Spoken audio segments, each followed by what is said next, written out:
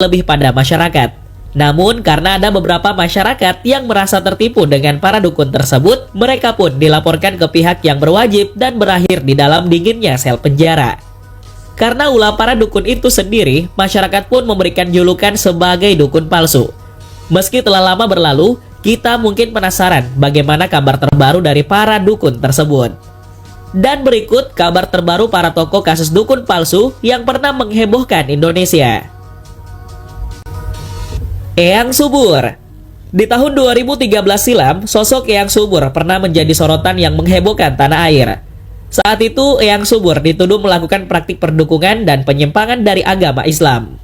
Tudingan ini mencuat setelah seorang artis senior, yakni Adi Bing Slamet, melaporkan Eyang Subur ke polisi MUI hingga meminta perlindungan ke Komnas HAM. Selain itu, Eyang Subur juga dikabarkan telah menikah sebanyak 25 kali. Menurut kabar di tahun tersebut, pria berusia 75 tahun itu masih memiliki 7 istri yang bertahan. Namun saat ini, Eyang Subur hanya memiliki istri yang 4 orang yang tersisa, dan ke-21 istri sebelumnya diakui Eyang Subur sudah diceraikannya. Mengetahui rahasianya bisa memiliki istri banyak, Eyang Subur mengaku tidak memiliki trik khusus. Menurutnya, memiliki istri lebih dari satu itu termasuk amanah yang harus dijaga. Dirinya mengatakan jika ia tidak sembarangan memilih wanita untuk dijadikan istri. Menurutnya, istrinya tersebut berasal dari berbagai macam wanita. Ada yang perawan tua, ada yang sakit-sakitan, dan setelah menikah penyakitnya sembuh. Bahkan dari beberapa istrinya, Eyang Subur mengaku terpaksa menikahi mereka. Sehingga para istrinya itu pun memilih pergi dan bercerai dari Eyang Subur. Menurut pengacara para istrinya, dari 7 istri yang pernah ada, Eyang Subur dikaruniai 18 orang anak.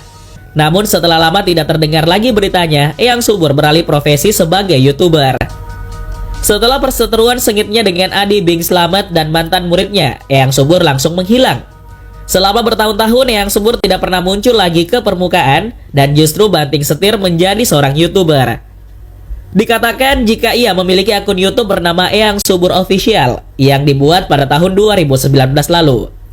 Dalam video YouTube-nya, Eyang Subur menjelaskan kabarnya sekarang ini. Dirinya mengaku tidak ingin menemui siapapun yang berkunjung ke rumahnya yang ada di kawasan Duri Kepa, Kebonjeruk, Jakarta Barat.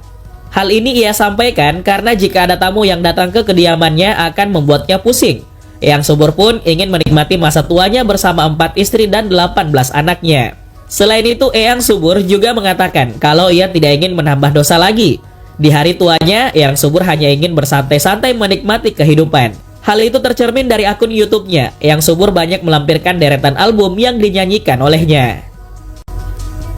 Arya Wiguna. Selain berseteru dengan salah satu artis senior, Eyang Subur juga beradu argumen dengan seorang pria bernama Arya Wiguna. Arya Wiguna sendiri dikatakan merupakan mantan murid dari Eyang Subur itu sendiri. Meski begitu, Arya Wiguna tidak membantah ketenarannya saat berseteru dengan Eyang Subur. Dirinya mengatakan bahwa ketenarannya menjadi artis karena kondisi perseteruannya dengan Eyang Subur. Padahal saat itu ia tidak pernah terpikir untuk masuk ke dunia hiburan.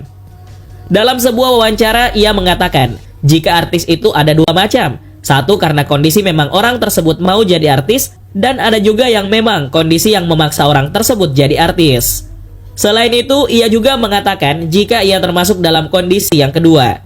Namun sayangnya, ketenaran dari sosok Arya Wiguna tidak bertahan cukup lama. Dikatakan jika ia harus menerima bahwa karirnya di dunia hiburan justru harus turun secara drastis. Bahkan hingga saat ini, ia tidak pernah terlihat lagi di layar kaca televisi. Karena tidak pernah muncul lagi di layar kaca, dikatakan jika Arya Wiguna memiliki profesi lain untuk menyambung hidupnya. Menurut laporan, saat ini Arya Wiguna menjadi seorang disc jockey atau DJ. Hal ini terlihat lewat postingan seseorang yang menampilkan wajah Arya Wiguna yang menjadi bintang tamu dalam sebuah acara. Dalam acara tersebut terlihat Arya Wiguna yang berkolaborasi dengan DJ lain. Tentu saja profesinya ini membuat banyak orang terkejut, namun ia tetap menjalani pekerjaannya itu sampai saat ini. Dimas Kanjeng. Beberapa tahun lalu, nama Dimas Kanjeng Taat Pribadi berhasil menggegerkan Indonesia dengan aksinya dalam menggandakan uang bilik para pasiennya. Dirinya mengenalkan diri sebagai raja baru di Nusantara yang penobatannya berlangsung meriah dengan dihadiri sejumlah raja-raja di Indonesia. Entah dari garis keturunan raja yang mana, ia menobatkan dirinya sebagai raja di Probolinggo, Jawa Timur. Selain itu, uang yang dimiliki oleh Dimas Kanjeng sangat banyak, entah dari mana dikumpulkannya. Tidak hanya itu, rumah milik Kanjeng Dimas Taat pribadi juga mewah, menempati lahan seluas 2 kali lapangan sepak bola. Pria bertubuh gemuk ini juga memiliki sebuah padepokan dengan anggota atau santri yang berjumlah ratusan orang, yang berasal dari berbagai daerah di Indonesia. Sejumlah laporan mengatakan, jika anggota atau santri yang ada di padepokan milik Dimas Kanjeng ini sudah menyetor sejumlah uang untuk digandakan. Meskipun dianggap sakti karena bisa menggandakan uang, namun semua itu hanyalah sebuah trik untuk membodohi para pengikutnya. Akhirnya semua kebohongan yang dilakukan oleh Dimas Kanjeng berhasil terungkap, dan ia pun diadili dengan 4 dakwaan. Oleh karena itu, ia pun ditahan dan mendekam selama 20 tahun di lapas Porong Sidoarjo. Secara kumulatif, Dimas Kanjeng divonis 21 tahun penjara dalam 3 perkara yang menjeratnya. Untuk perkara penipuan uang 10 miliar, majelis hakim memvonis nihil alias tanpa hukuman. Penggugat dalam kasus ini adalah seorang wanita yang berasal dari Makassar, Sulawesi Selatan. Alasan majelis hakim, undang-undang tidak mengizinkan adanya hukuman kumulatif lebih dari 20 tahun.